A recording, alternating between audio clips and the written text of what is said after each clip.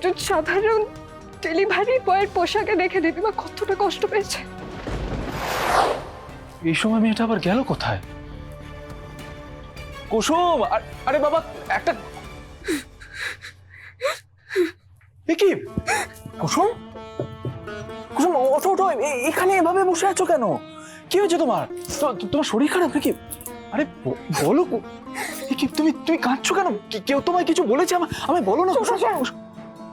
কেউ আমায় কিছু বললে আমার এতটা কষ্ট হতো না যতটা আমার কষ্ট হয়েছে আপনার কিছু না বলা।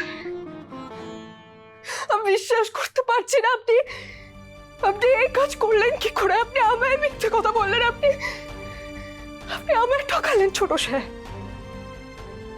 কবে থেকে এতটা বদলে গেলেন?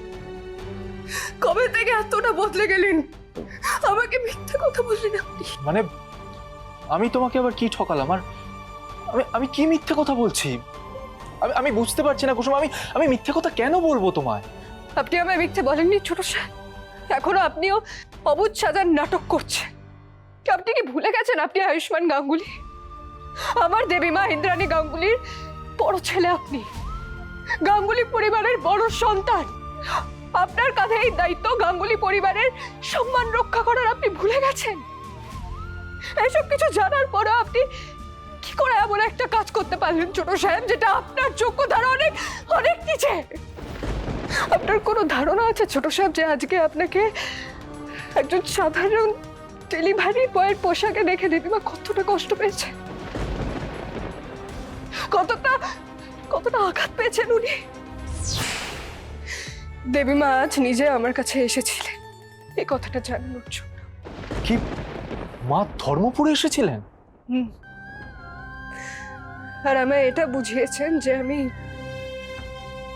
স্ত্রী হিসেবে কতখানি ব্যর্থ, যে নিজের স্বামী কি কাজ করছে সেটাই জানি না।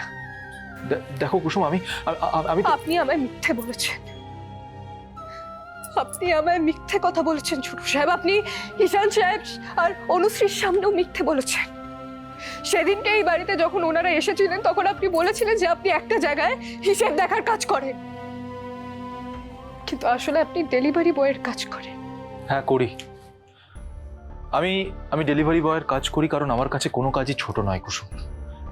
আমাদের সংসার টানতে, তোমাকে সুখে রাখতে আমি যেই কাজটা পেয়েছি সেটাই করেছি। তুমিও তো আমাদের সংসারের ভালোর কথা ভেবেই বিপাশা মিত্রের বাড়িতে রান্নার কাজ করতে গিয়েছিলে, আর তখনও তো তুমি আমাকে জানাওনি কুসুম। হ্যাঁ আমি মানছি আমি ভুল করেছি, তার জন্য কিন্তু আপনার কাছে আমি ক্ষমাও চেয়েছি ছোট সাহেব। কিন্তু আপনি একটা কথা ভুলে যাবেন না যে আপনার আর আমার মধ্যে অনেক পার্থক্য আছে। আমরা দুজন এক নই, আমাদের মধ্যে শিক্ষায় যোগ্যতায় অনেক পার্থক্য আছে। কুসুম কুসুম কুসুম কুসুম, কেঁদো না, দেখো অধিকার আছে, 100 বার আছে। আমি তো তাই জন্যই মানছি আমি তোমাকে না জানিয়ে ভুল করেছি, কিন্তু ডেলিভারি বয়ের কাজ করাটা অন্যায় নয়। আমি তো কোনো চুরি ডাকাতি বা অসৎ উপায়ে টাকা রোজগার করছি না, আমি পরিশ্রম করছি বাকি সবাইয়ের মতো।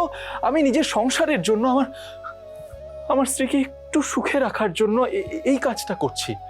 এতে অন্যায় কোথায় বলো তুমি?